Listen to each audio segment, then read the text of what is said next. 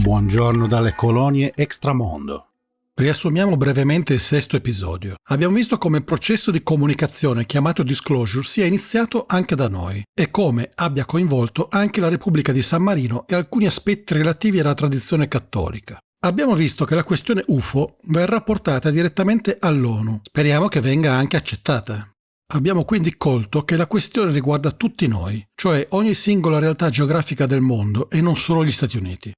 Con questo episodio iniziamo una miniserie sugli avvistamenti UFO trapelati nel 2017 attraverso il New York Times e altri video che fanno parte della disclosure e analizzeremo i contributi e le testimonianze più rilevanti. Ma prima riprendiamo brevemente che cosa ha detto Lou Elizondo sugli UFO. Because whether or not these are real, that's no longer up for debate. This is a fact. We're here, folks. The question is, what is it? Where is it from? What is its intent? And what can or should we be doing about it? E adesso anche quanto dichiarato da Jim Semivan.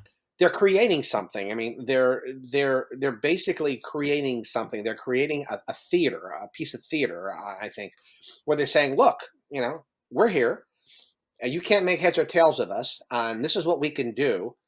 But really, you really don't know what we can do. They're precognitive in the sense that they appear to know, they can read the future. They appear to know what we're going to be doing when we don't even know what we're doing. And it's like, it's a classic control mechanism in a sense. I mean, are they directing us? I mean, are they really sort of moving the chess pieces for us and we're not even aware of it? I don't know. It's mind-boggling to even think of all this. Teniamo a mente queste dichiarazioni che riteniamo importanti.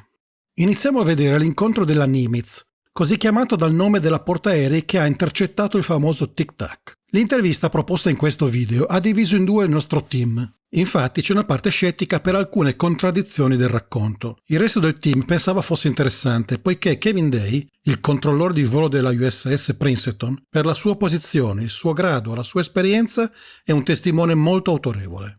L'intervista è lunga e ai meno nerd risulterà noiosa, ma se dobbiamo costruirci una nostra consapevolezza sulla questione UFO, non possiamo non ascoltare le testimonianze più rilevanti e significative. Alla fine del video trarrete voi le conclusioni, anche in base alla nostra disamina. Kevin Day era il controllore di volo della Princeton, del Nimitz Strike Group. Era il responsabile degli operatori radar e dell'uso di questi radar per la difesa aerea. Aveva e ha tuttora una vasta esperienza con il radar a variazioni fase Spy 1, utilizzato sulla nave, oggi arrivato alla versione 6, poiché ha lavorato su uno dei primi sistemi radar Spy 1 sulla USS Vincennes.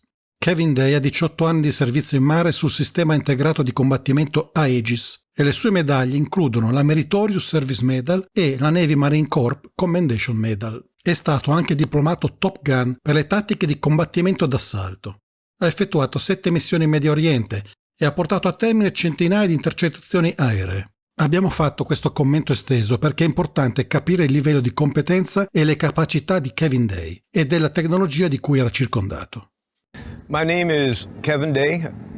In 2004, I was on board the USS Princeton, stationed out of San Diego, California, and my rank at the time was a senior chief petty officer. So, in the Navy, during that time, what was your job? What kind of role did you play there? To put it simply, I was a radar man. Worked in Combat Information Center, or we call it CIC on the ships in the Navy. And my job was to man the radars and ID everything that flew in the skies. And I also sat a position called anti-air warfare coordinator, where if we ever had to go to war, I was the guy that was going to launch the missiles and kill shit.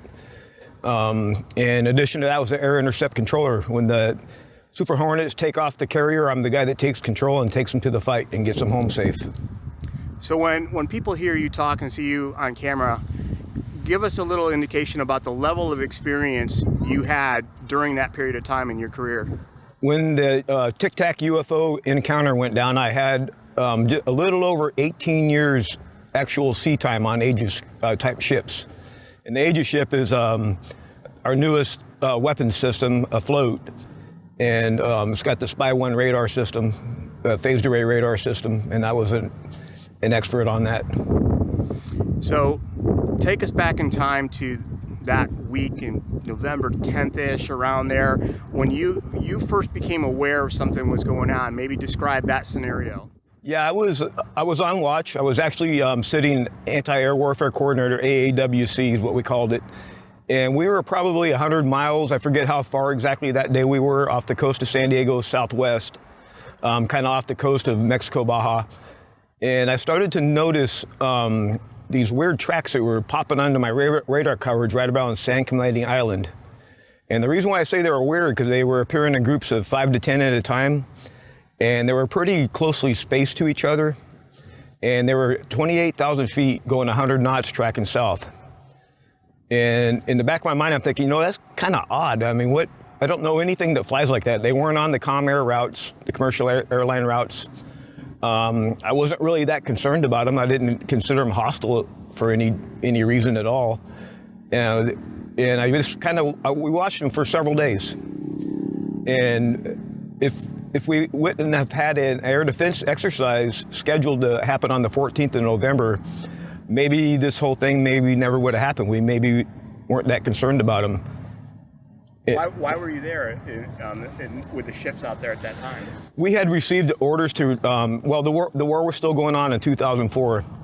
And we had received orders to deploy a little early. So we were out there doing what they call a tailored ships availability training period, or a TISTA. And we had ourselves out there on the Princeton, and we had the Nimitz, and the air wing had just arrived on the Nimitz. So they were doing their pre-deployment training as well. And our big goal, as far as our ship was concerned, because we're an air defense commander, was to do an air defense exercise. So you're planning this, getting ready, and you start seeing these tracks that are unusual.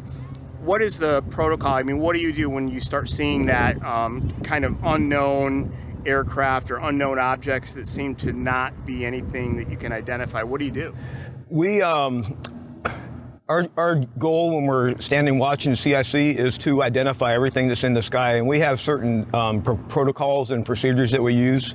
We go through a certain process to identify things, things including, without getting too classified about it or classified at all, we use a safety of or flight profile, exactly how they're flying. Are they on a Comair route? Are they not on a Comair route?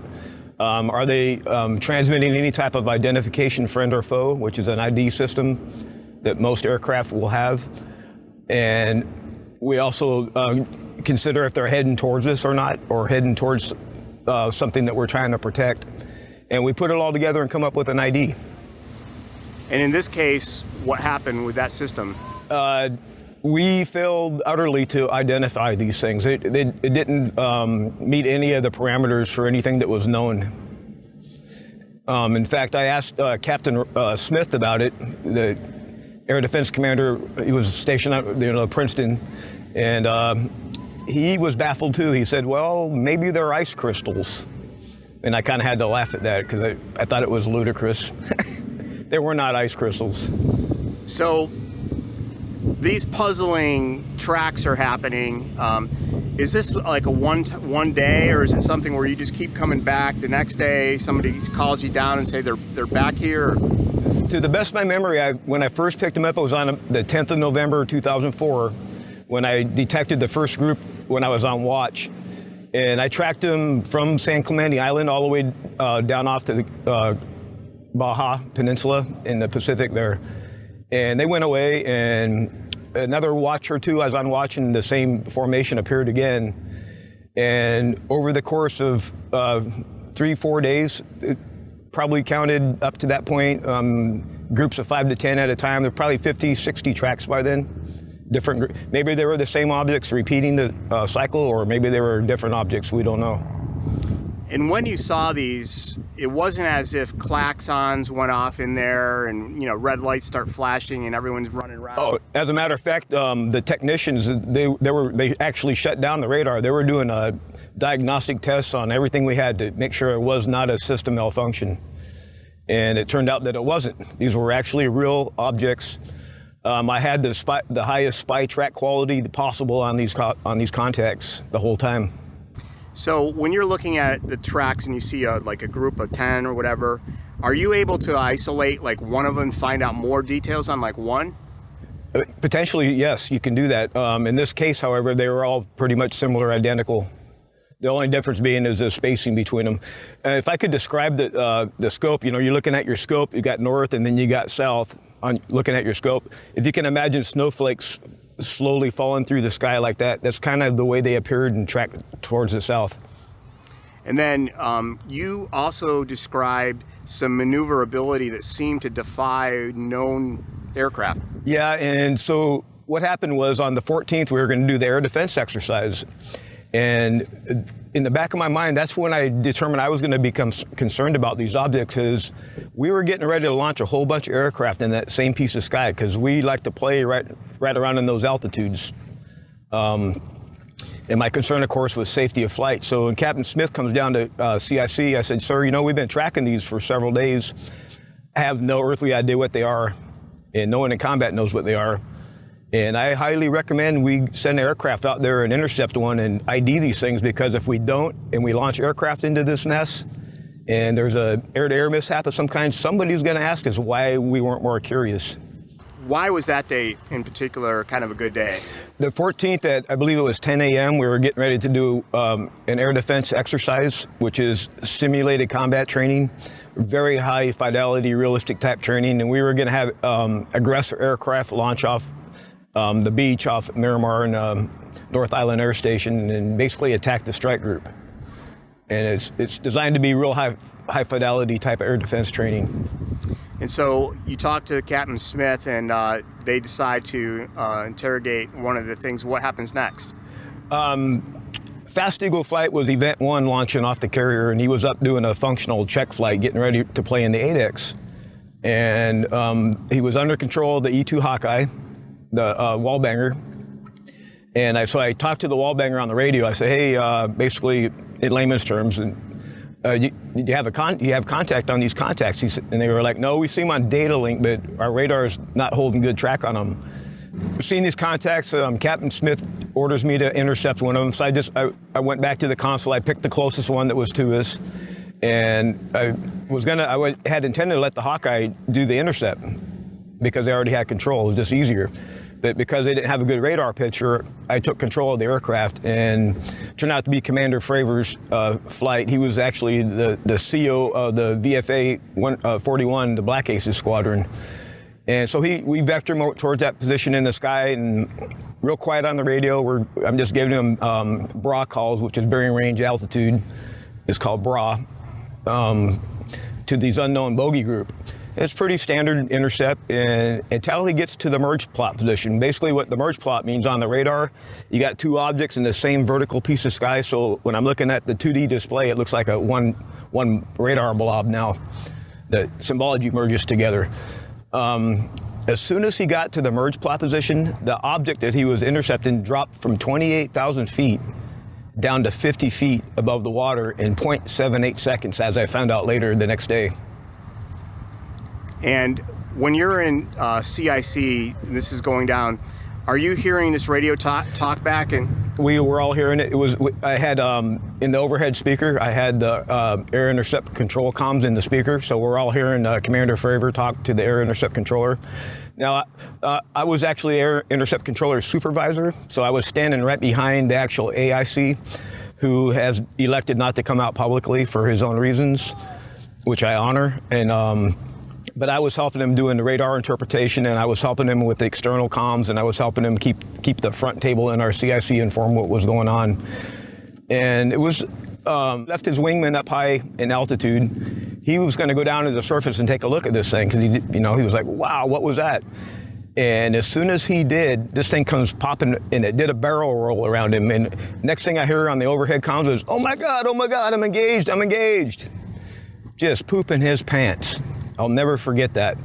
And this thing went back up to 28,000 feet and continued 100 knots going south like nothing interesting at all. It just happened. Fighter pilot parlance. Sure. What does that word mean? When you hear that someone's engaged, what does that mean? It's kind of a misleading term, because it does not mean we're shooting at each other. It just means we're doing basically a dogfight with the opposer or the bogey. So he's in turns with the contact at this point. And I know you guys were curious, so on that talkback, did you hear any descriptions over the talkback, or the only thing you heard is he's engaged with something? Correct. So he didn't describe it at that point? Then, no. It was much later when he came out and told us what it looked like. So describe how you guys later looked at that drop down from the sky at incredible speed. You went and looked at that again? The next morning, of course, I don't even think I slept that night because it was pretty eye-opening experience, to say the least. So I got the lead technician, who's also elected not to come out, and we have a system on board called cooperative engagement capability that has the ability to record everything. So basically we just played it back as if it was actually happening live again. And with the software and stuff, you can do analysis of the radar. And that's when I learned that it was actually less than a second. It went from 28,000 feet down to the surface of the ocean, and turns out 0.78 seconds. And does that mean anything as far as speed? And it was incredibly, it was unbelievable, because normally what would happen if a normal aircraft did that, first of all, it would fly apart. It wouldn't be able to withstand the G-forces, and there would be multiple sonic booms. It would be boom, boom, boom, boom, boom, boom, boom, boom, boom, and this did not make any sonic booms. After this intercept tap, I was never a UFO guy. I was just a pretty normal person, I would have to say. And but in the back of my mind, as an air controller, I always thought, you know what? If I ever get the opportunity to intercept a UFO, I'm going to try to do it. So after Commander Fravor made this intercept, I was saying, aha, it happened. It's definitely an unidentified flying object. Don't know what it was, but I want to make sure it was real. Even when I was off watch, I was usually up in combat anyway, and I was sitting at the console. I just picked the closest object to us, and I got the relative bearing from the ship, ran up to the bridge, and we have a big set of binoculars up there called Big Eyes. So, and it was just after sunset. The sun was actually down, but it was twilight, I guess. And I slaved over to where the relative bearing was, up about the right altitude, and I saw a white light in the sky. And I have to confess, it was pretty boring white light. There was nothing special about it. But it was definitely there. Wasn't moving around or jumping around? It was a round, kind of a white fuzzy light. I didn't distinguish any shape other than round.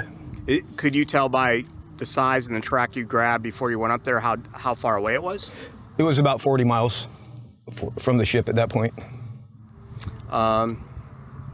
So maybe just tell me that one more time and include that distance. So you look through the Big Eyes. Yeah, I was off watch, and I was up in combat taking notes on these things. And now I'm really curious, because here's my opportunity, and we intercepted a UFO, I think. So my plan was to go up and look at it through the Big Eye binoculars on the bridge, which is just a big, powerful pair of binoculars. And so I picked the closest one to the ship, about 40 miles away or so, I guess, if I remember correctly. I run up to the ship, get the slave over to the relative bearing at about the right altitude, and saw this white light in the sky.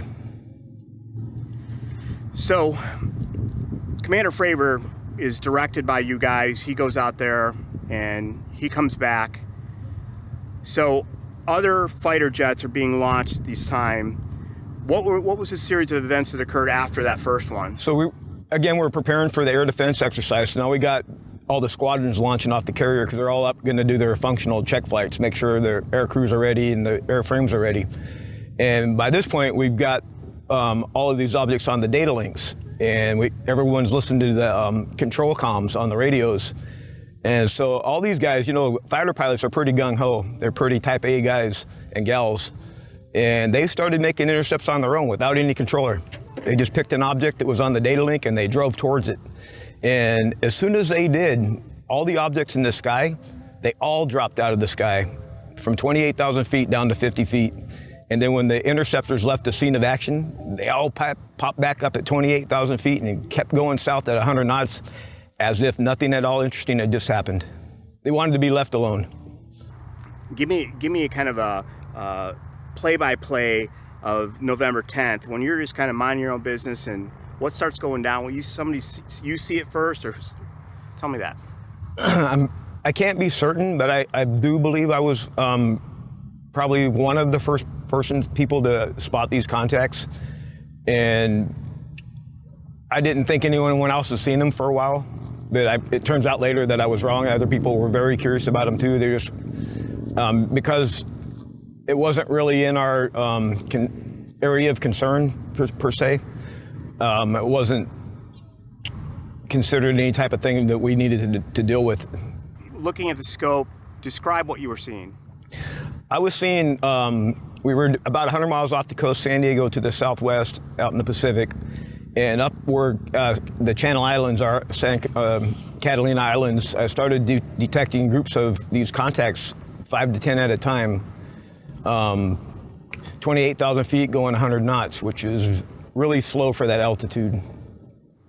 And in your mind, could you correlate that with any known aircraft that would be doing that? In my mind, I was thinking, I don't know what the hell these are. The only thing I could think that it could possibly be was balloons of some type. They just happened to get tracked by the radar.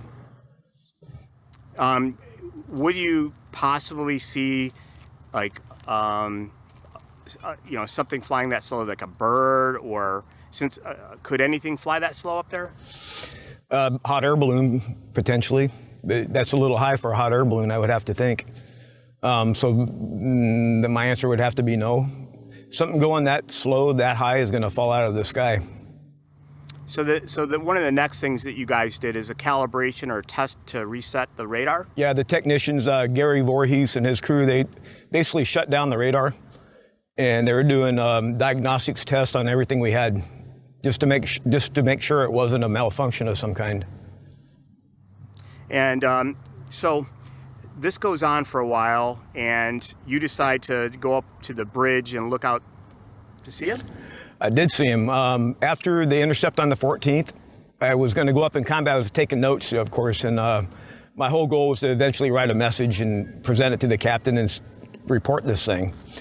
But just to be sure, for my own peace of mind, I wanted to take a look with my eyes. My eyeballs don't lie, maybe. And so I got the relative bearing to one of the closest objects. I went up to the bridge on the big eyes. I looked in that piece of sky, and I saw what I have to confess and say was just a boring white light in the sky, moving really slow.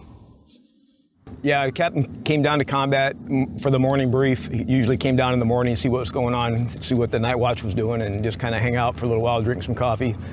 And I said, sir, we got this air defense exercise scheduled here to commence launching here in a couple hours, and we have these objects in the sky, and no one in combat is concerned about them being any type of threat, but we are all concerned about them being a safety of flight issue for us, because we're going to have a whole bunch of our aircraft in the sky here in the same piece of sky. And I recommend that we intercept it. So you got an ADEX going on, and you recommend that you intercept? It was my recommendation to the captain. I'm a Top Gun air control intercept and supervisor, and my real big concern was safety of flight. I didn't want no one to run into these things, and because I told the captain, I said, Captain, if we launch and we just happen to run into one of these things, or vice versa, somebody's going to be curious why we were so damn incurious. And he said, you're right, you better take the flight that's up and go ahead and vector it over there and see what it is. Give me that kind of sequence with the Hawkeyes and the fighter jets and how that went down. Event 1 off the carrier just happened to be Commander Fravor's flight. He was, the name of his flight was called Fast Eagle. And the Hawkeye had already launched, so the Hawkeye's got control of the Fast Eagle flight. And so I go over to the Hawkeye, I said, basically in layman's terms, I asked the Hawkeye if they have any radar on these objects. And they said, intermittent, we got them on data link, but we don't really have that really good of a radar picture. And at that point, I actually took control of the Fast Eagles and gave them over to Princeton for control. And so what are some of the calls that happen as they get closer to these objects? Standard, we call them BRA calls, bearing, range, and altitude. And basically, I'm just telling the air crew where the object is. Relative, the bearing from them and the range from them and the altitude, so they can drive towards it. You kind of take control and you're doing the BRA and so on. And at some point there's a call for inquiry about weapons. Yeah, tactical action officer, the TAO, jumps on the radio. Her name was Lieutenant Elders, and she just point blank asked the fast eagle flight if they were carrying any type of weapons. And there was a stunned pause on the radio. They come back over the radio and kind of jokingly say, no, we just got CATM-9 training missiles and they're not coming off the wing. And so you get to a merge plot. What happens next? The merge plot happens. The object that they were intercepting drops from 28,000 feet down to about 50 feet off the ocean. And what I found out the next day was 0.78 seconds. Apparently there was one pilot that did get some targeting pod footage of this, and you guys saw that? I did not see the video when it was being shot live. I didn't have that capability in CIC. However, the next day I received in my email on our secret email system, I received a video snippet. I believe it was an MPEG video of that intercept, the Flare 1 video, the now famous Flare 1 video. And at the time, obviously, it was like a long time ago. Was there anything different, or the one that we have now is what you saw? The one that we've all seen on TV was identical to what I saw the next day. So just about the same quality and everything. So you can vouch for the authenticity of that? It's extremely authentic, yes. And can you comment on it? You've seen it. Do you see anything in that would be abnormal, like it wouldn't necessarily be a normal aircraft? The fact that it just zorched off all of a sudden, off to the left, it took off. In fact, it reminded me of the Star Trek Enterprise when it goes to warp. It went from stationary and just zorched out of there, which was highly unusual. And how did this encounter, this whole thing kind of come to a conclusion? Was it that you guys just had other stuff to do and they didn't show up anymore, or what happened? After the 14th, we continued to get other groups up until about the 16th of November. And altogether, based on my rough count, we had a total of about 100 objects. And what you say beyond that is pretty much true. We went to do other stuff, and was pretty much turned out to be not a concern, I guess. Now, it turns out I found out later that Commander Fravor was pretty upset with the strike group admiral for not doing any type of report or message on it. I think he's still upset about that to this day. You kind of been carrying this with you as you go through, the 2000s, and what happened that kind of made you want to start putting this out? And I left the ship in 2000, right at 2005 when we got back after training. I didn't go on the subsequent deployment. I transferred to ComNav Airpac in Coronado, California. And I did my couple years there, and I retired, and I immediately went to work for a defense contractor out of Virginia. And I tried to tell people about this intercepting UFOs, but even my own family, I don't think really believed me. I mean, how do you believe something like that? Not knowing what else to do, I wrote a book about it. I wrote a short story. It's called The Seer. I put some other short stories in there with it, and I published it in the Library of Congress. My mad plan at the time was to, just in case the story ever did come to light, maybe my book would provide some sort of evidence that it really did happen. And many, many, many years later, it did happen. It became public, and my book is now evidence. I mean, people say the government has some big conspiracy and so on. Do you think that they know all about this, or do you think they're kind of trying to figure out the answer just like everyone else? That's a very good question. And I don't have the answer. When you saw Commander Fravor on TV, kind of all by himself up there, taking the brunt of this, how did that make you feel? I felt an obligation. And he comes on CNN, I believe, and in the back of my mind, I was like, oh my God, I have a duty to speak up, because I was his air controller. I got to back up this guy because he's telling the truth right now, and someone's got to stand with him. So I did. So how do you feel about your brothers and your sisters that maybe are holding this now? What do you say to them if they feel troubled by it? And I dealt with this all on my own for many, many years, and it was not a very pleasant journey to go through, because no one really believes you. But now things have changed. And anyone out there that's struggling with this and wants to reach out, there is now a group that you can reach out to and get help and support and vindication. Some may feel that, people are going to laugh at me, or people have laughed about it, just make a joke, and it's really not worth it dealing with it. And to be honest with you, it's probably shouldn't talk about it. I mean, did you find that, or do you think it's more like a good experience that you've had? Overall, it's been a good experience, although there's been troubling aspects from it. I've just learned all this stuff myself, just recently. And one of the things that I've learned is when people have close encounter experiences, it changes you. It changes your personality. It can change you physiologically. It can mess with your psychology. And I indeed have had some of those effects. I didn't know it was happening. I didn't relate what I was going through personally with the Tic Tac incident. And I've only been able to figure that out recently. So anyone else that's going through that type of thing, you don't have to do it on your own no more, and you will be vindicated. What do you think? Do you have any personal ideas over all these years what these things were and where they came from? I do not have a clue, and I hesitate to speculate because it's not my role. My role is to describe the story and convince people that yes, this event really happened and these objects were really real, but what they are, I have no idea. I have my personal feelings, but I don't want to express them because it can do nothing but destroy the credibility of the larger story. Secondo una parte del nostro team ci sono alcuni atteggiamenti un po' troppo rilassati a fronte di quello che il controllore vede sul radar. Ad esempio, osserva senza identificarli per almeno 4 giorni, ovvero dal 10 al 14 novembre, alcuni oggetti in formazione a 28.000 piedi, che si muovono ad una velocità molto bassa, 100 nodi, per qualunque traffico aereo civile e o militare.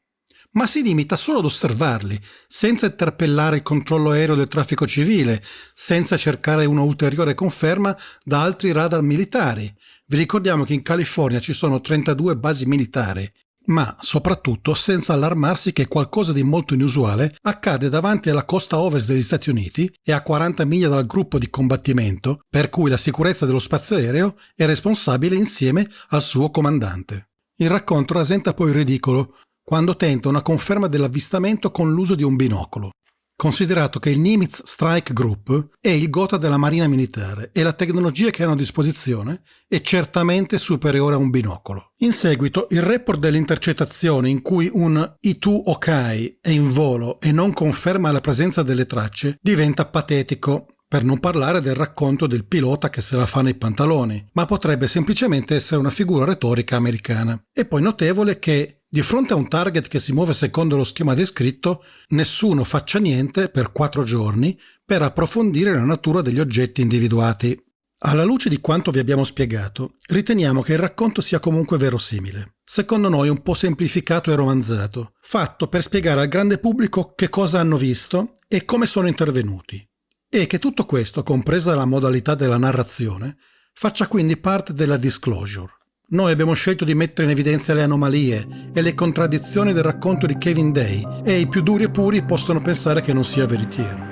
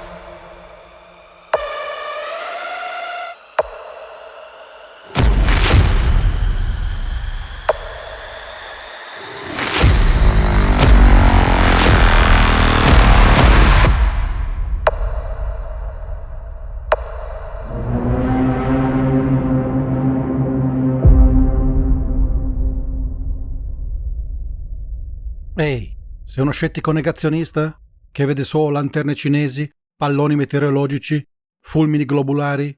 Sai già cosa fare.